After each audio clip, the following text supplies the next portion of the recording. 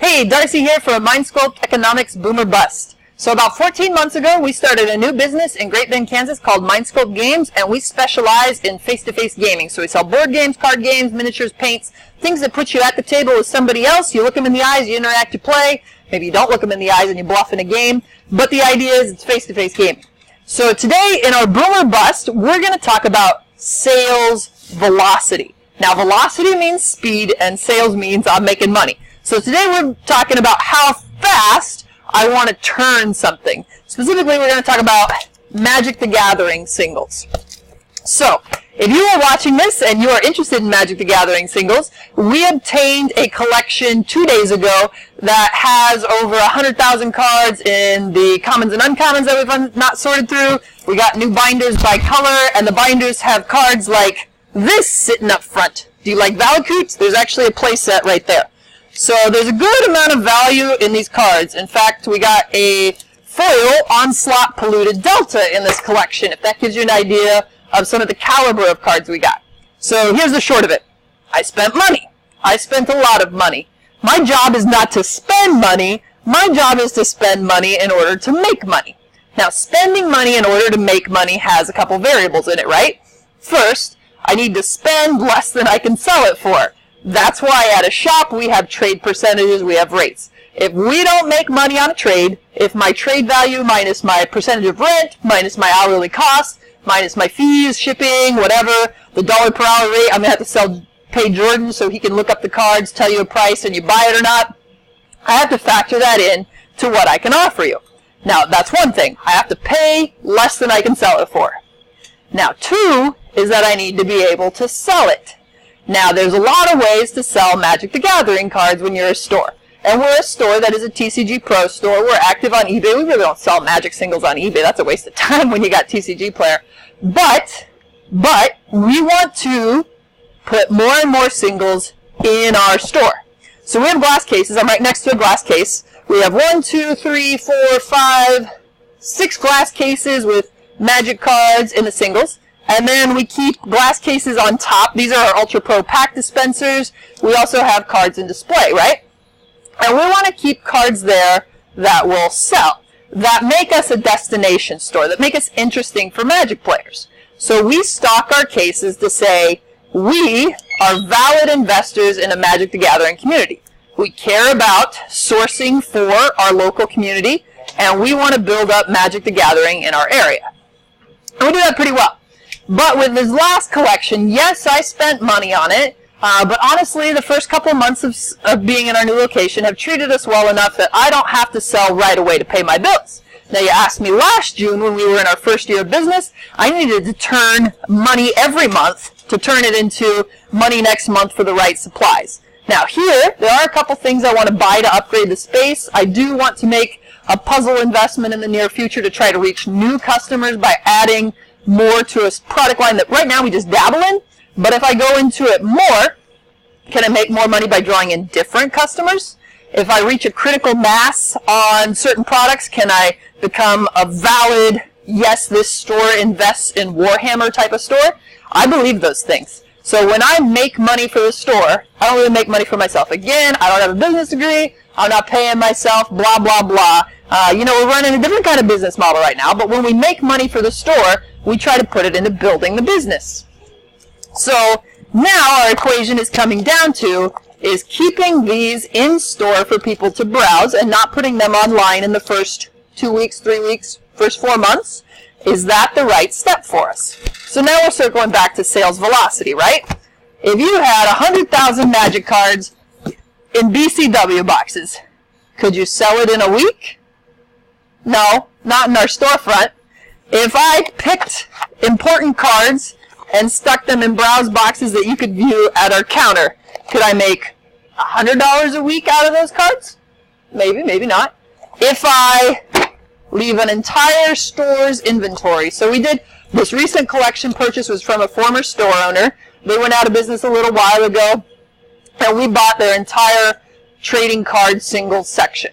So yes, that's a good chunk of money from me to them. If you're a former store owner, or I don't mean to make light of this, but if you're in the future might become a former store owner, I love to buy singles. So if you're a store and want to sell, hit me up. we got a binder for each color, and they have great singles in them. Like Valakut is just the tip of the iceberg in here. There is a Blood Moon from the Dark in here. There's Warren Instigators. There's things like Crucible of Fire and Bloodstorm Steward, and those aren't super exciting, but they're strangleholds. Like this is not a dollar binder. This is a high-end binder that's going to be nice. It's a store's entire rare and pull inventory for uncommons. Store's whole inventory we just get to add to our inventory. We still have our colored dollar binders. We still have our cases. We still have our online inventory.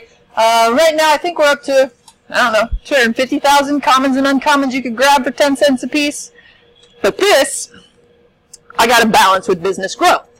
So is my investment with the money I put into this best, trying to turn it quickly at a lower percentage, or keeping it in store, trying to make maybe a little more?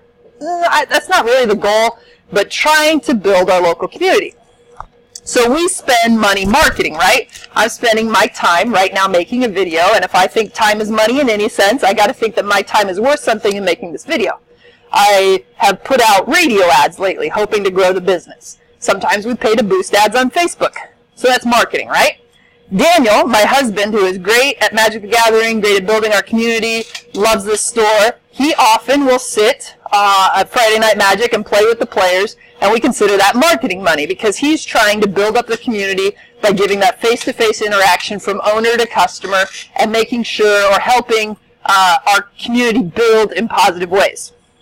So this is marketing money. What does having stocked binders with nice cards do for our local players? Like there's the Blood Moon, that's a nice card. Oh, hidden behind it is the Dark, that's even nicer. So what does it do for me if I have these binders here for my customers? Well, it makes my customers happy. It gives them a chance to touch Magic cards. There's a different feeling. Like a search engine is one thing, but browsing and touching through a box or flipping through a binder, there's this sense of discovery on a treasure hunt that you just can't get through a search engine. Like flipping through this binder and thinking, oh, what could go in my commander deck? Oh, a foil Goblin War Strike. Well, maybe it's time to build Goblin Tribal Commander. Personally, I love foils, and digging for foils for commander decks, that kind of thing gets me excited. It's good. And I believe, and I'm willing to put my money where my mouth is on this belief, that our player base is big enough. They care enough about shopping locally and supporting the play space that they want to involve new players, they want Mind Sculpt games to be healthy and continue, and that they will get joy out of browsing these and supporting the local game store and their hobby in healthy ways. So, we are keeping these binders in store. I don't have a target date on when I try to recover my money by. So it's not like, excuse me, it's not like in 2 weeks I'm selling everything that's left. It's that we're investing in our local player base with deeper stock on high quality singles, on high-end singles. Now this might burn me, there's a chance. There is a little extra risk, like we have cameras in our building, we have lots of cameras in our building, we save our footage to the cloud, we'd be able to go back and look. But if this binder were to walk out my door, I would lose a substantial amount of money. Now I'd have to go back to my cameras, file a police report. Somebody's day would be very unhappy after those cameras and the police report. Hopefully it doesn't happen, but there is extra risk to keeping these where customers can touch it, right? So you can only do this right by the counter. You'll have to be about 4 foot away from our worker at the counter to be able to touch them. You are not going to our tables with these, and it's not personal, it's just good business. Like, if I am investing my money and trying to make more money by having product in store that I could sell quicker elsewhere, it's because I believe in our customers, but also because I want to grow the business. There's a main outcome goal for that. So I think we can grow our community by leaving these in store. I think we can grow our community by having tons of singles. I think we can grow our community by having easy pull boxes with some of the best commons and uncommons in the game. And you know what? We had a $50 Celestial Colonnade in here the other day. There's an Ajonzo's Castle. There's a Lotus Bloom. So, I mean, this box isn't junk. It's just the last collection. We pulled the cards, and we stuck a bunch of them in these browse boxes for you to take a look. So, lots of potential, lots of growth. We are investing in our local player base because we have the critical mass. We have over 150 players in our Facebook Magic Players group. We have Friday Night Magic in July. July's a low time for attendance usually. It's hot, people travel. But this F&M, just last Friday, we had 14 people. We fired a double draft for Core 19. Over a box worth of packs went out in the draft. And we're ready. We're ready to stock more locally. And I'm going to have Daniel show you some of the stock in these binders so you can get a better deal of what we're doing. But there's quite a few cards in there. It is a sizable investment on my part, hoping that it returns to us not only in financial funding and support for the local game store, but that it grows our customer base. So in just a bit, Daniel's going to be on camera, show you what's in the binders, and then you can come shop for it. Alright guys, I just want to walk you through a little bit what we got in the collection of binders and get a little excitement for you. So I'll just be moving through these. You can see there's 7 different binders in front of you.